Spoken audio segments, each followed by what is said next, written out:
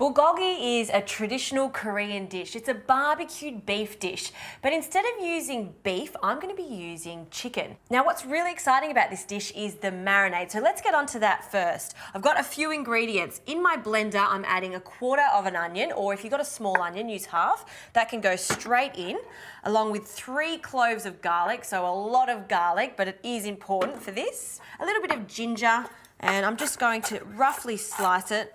About a 2 centimetre piece of ginger, so fresh ginger. And this is the interesting ingredient, nashi pear, which is a cross between an apple and a pear. I love the crunch of it, but what it's going to do is tenderize the meat and give it a little bit of sweetness. So 1 nashi pear, and for some seasoning, some soy sauce, 1/4 cup of soy sauce. And I'm going to add everything at the beginning and just blitz it together. Some mirin, which is a little bit of sweetness. A tablespoon of sugar, and one of my favourite ingredients, that would have to be sesame oil. I love the flavour of it. I'm going to add a tablespoon. In it goes. And that's our marinade done. So the lid goes on, and I'm going to pulse this until we've got a really nice fine marinade.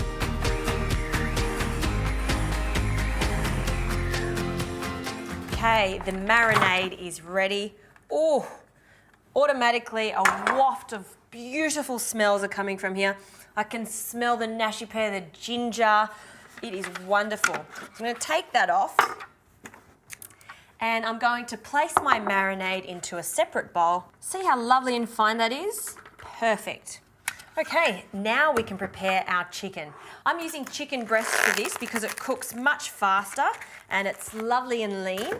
And the first step when you're preparing the chicken breast is to take the tenderloins off. And I'm just going to carefully pull them off, and they can go straight into the marinade. I am going to cut the rest of the chicken breast into this size. So in it goes, and I'll take the second tenderloin off. And then for the remaining chicken breast, I'm just going to cut it straight down the center. You could also use some chicken thigh, but it is going to take a little bit longer to cook. I do love the flavour of chicken thigh, it's just a little bit fattier. And now that I've got 4 pieces, I'm just going to cut them into even strips. Over here, I've got a big wok that's been heating up for about 5 minutes. Now I'm going to add a little bit of vegetable oil, just about a tablespoon. You can see how that's smoking up. That is fantastic. So we're going to do this in batches. And I'm not going to put all this marinade in. I'm just going to drain some of it off and then add the chicken. So this is going to take about 1 minute, and I'm going to do 4 batches.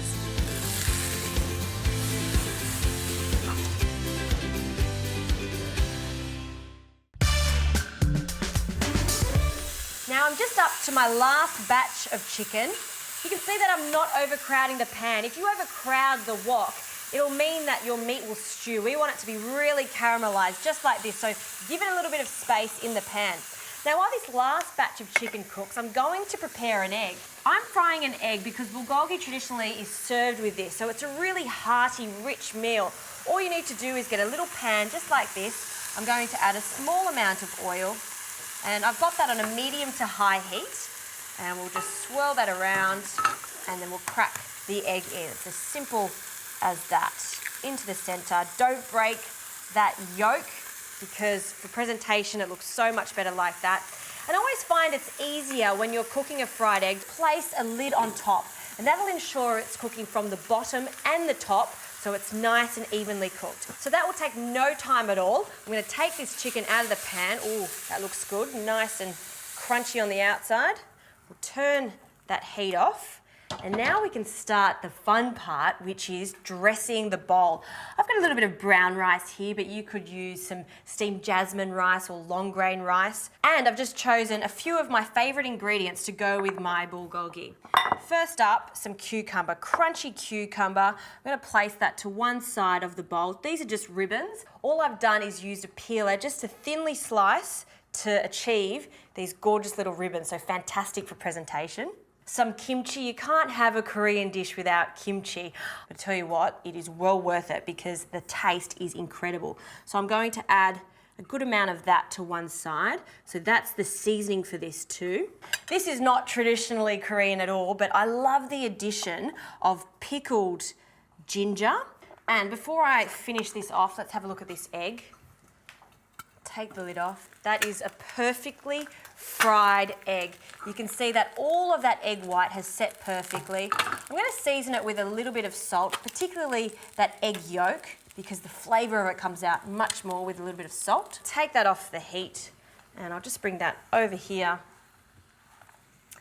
And now for the chicken. So I'm going to place a good amount of this delicious marinated chicken to one side.